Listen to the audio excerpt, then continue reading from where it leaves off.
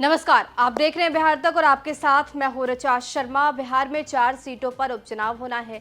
13 नवंबर को वोटिंग होगी। इन 4 सीटों में से एक सीट जीतन राम मांझी के खाते में दी गई है। इमामगंज सीट से जीतन राम मांझी किसको हम का कैंडिडेट बनाते हैं, इस पर पेच फंसा हुआ है। चर्चा यह है कि जीतन राम मांझी अपनी बहू दीपा मांझी को उम्मीदवार बना सकते हैं।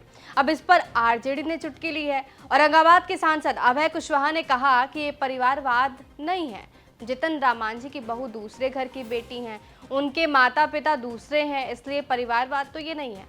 जीतन राम मांझी बहुत बड़े ज्ञानी हैं और वो कुछ भी बोल सकते हैं। क्या कुछ कह रहे हैं, पहले सुनिए। नहीं तो वो परिवारवाद थोड़ी है, बहू तो दूसरा परिवार की न होती है।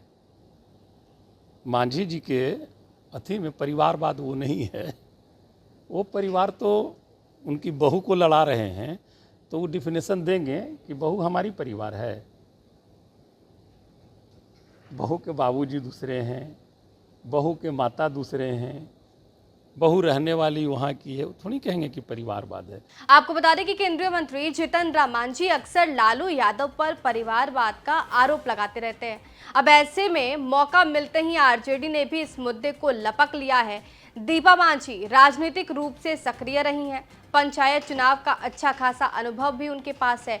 कोविड के समय रोहिणी आचार्य के साथ ट्विटर वॉर में कूद कर उन्होंने सबका ध्यान अपनी ओर खींचा था। सबसे बड़ी बात उनके पक्ष में यह है कि महिला कोटे को ध्यान में रखते हुए उनकी दावेदारी मजबूत हो सकती है।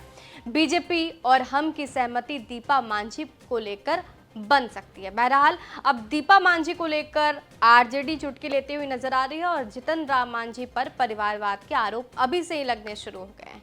बहरहाल आपको क्या लगता है, जीतन राम मांझी अगर इमामगंज से दीपा मांझी को चुनावी रण में उतारते हैं तो क्या जीतन राम मांझी को इसका फायदा होगा? हमें कमेंट बॉक्स में जरूर बताइए। बिहार की तमाम खबरों के लिए हमारे साथ बने रहिए, देखते रहिए बिहार तक।